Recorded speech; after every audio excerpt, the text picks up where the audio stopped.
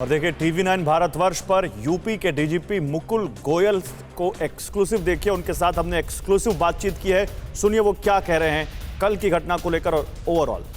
के सामने तमाम चैलेंजेस भी हैं और पिछले दिनों सुर्खियां जो मिली हैं उसके काम को लेकर के मिली है, चाहे वो रोहंगिया धर्मांतरण की बात रही हो, ऐसे गिरोहों के पर्दाफाश की बात रही हो, या फिर पिछले दिनों अपराधियों और माफियाओं के खिलाफ जो कार्रवाई हुई है उसकी बात रही हो। फिलहाल इस समय चर्चा करेंगे एटीएस की बड़ी कार्रवाई की, जिसमें आतंकियों के खिलाफ कार्रवाई इसमें भी चल रही है।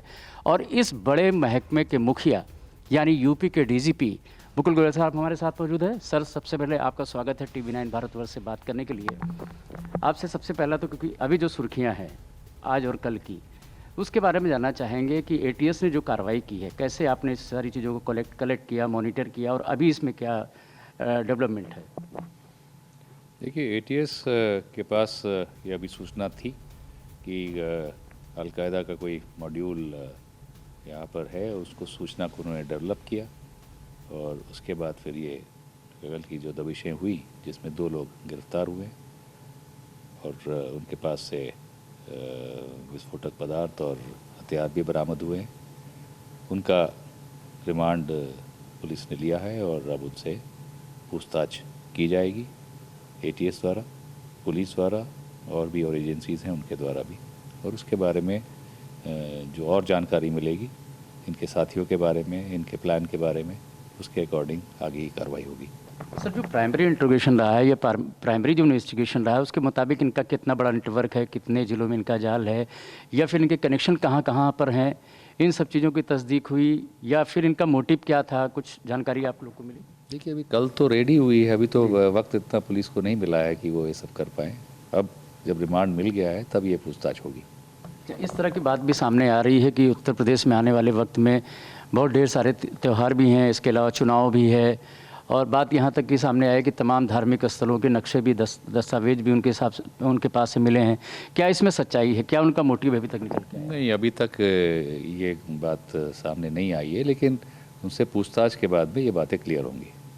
सर, जिस तरीके से एक एक्सप्लोसिव उनके पास मिला है, तो आपको क्या लगता है कि क्या चुनाव में गड़बड़ी कर सकते थे या तेज त्यौहार में जो गड़बड़ी कर सकते थे, क्या उनका मोटिव था? कुछ तो बातें सामने आई होगी किस तरीके से, क्योंकि इंडिपेंडेंट काम करते थे ये। नहीं, उनसे पूछताछ के बाद भी यही सब बातें क्लियर होंगी। अभी तो इनका टारगेट कुछ भी हो सकता है जो आप कह रहे हैं, लेकिन जब उनसे बातचीत हो जाएगी, पूछताछ ठीक से हो जाएगी, तभी ये क्लियर होगा एग्जैक्टली कि वो क्या चाह रहे थे करना। सर, कहाँ कहाँ कार्रवाइयाँ चल रही हैं इसको लेकर के? देखिए, इसको बताना उचित नहीं रहेगा। यही जब अगेन उनसे इंट्रोगेशन के बाद में जानकारी जो प्राप्त होगी वहाँ पर कार्रवाई होगी। सर, पिछले दिनों जो गुड वर्क किए हैं, अगर उनकी बात की जाए तो चाहे वो रोहंगिया का मामला रहा हो, धर्मांतरण का मामला रहा हो, या तमाम माफियाओं के खिलाफ, अपराधियों के खिलाफ कार्रवाई की बात रही हो, तो इन सब को लेकर के आपको कुछ लगता है कुछ चैलेंजेस आपके सामने हैं, या आप इस पर किस तरीके से वर्कआउट करेंगे, किस तरह की कार्रवाई होगी?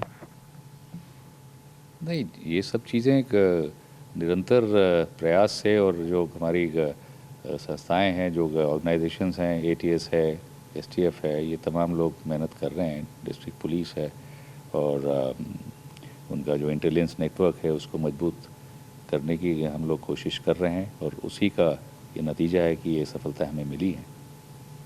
सर, यूपी का जो बॉर्डर है, खास करके नेपाल से पूरा सबसे बड़ा बॉर्डर है, इसके अलावा बिहार भी पास में है, असम की भी बात आती है, पश्चिम बंगाल की भी बात आती है, जिस तरह से घुसपैठ और तमाम और भी चर्चाएं आती हैं। तो ऐसे में आपको लगता है कि एटीएस का विस्तार और किया जाना चाहिए? एटीएस ऐसा ना हो सिर्फ कि लखनऊ, नोएडा, फिर यहीं पर न सीमित रह जाए। आपको लगता है कि पॉकेट्स में भी एटीएस होना चाहिए, बॉर्डर्स पर भी एटीएस होना चाहिए, और सक्रिय करने की ज़रूरत है जिस तरह से एक्टिविटीज़ बढ़ी हैं? नहीं, एटीएस तो देखिए उत्तर प्रदेश की एक यूनिट है, पुलिस की, उत्तर प्रदेश पुलिस की एक यूनिट है। तो हमारा जो कार्य क्षेत्र है वो उत्तर प्रदेश के अंदर ही है, और अगर प्रदेश के बाहर हमें कहीं कार्रवाई की आवश्यकता है तो हम वहाँ की पुलिस की मदद लेते हैं, और फिर सेंट्रल एजेंसीज़ है वो इस काम को देखती हैं। आपको लगता है लॉजिस्टिक या फोर्स वगैरह बढ़ाने की ज़रूरत है आपको?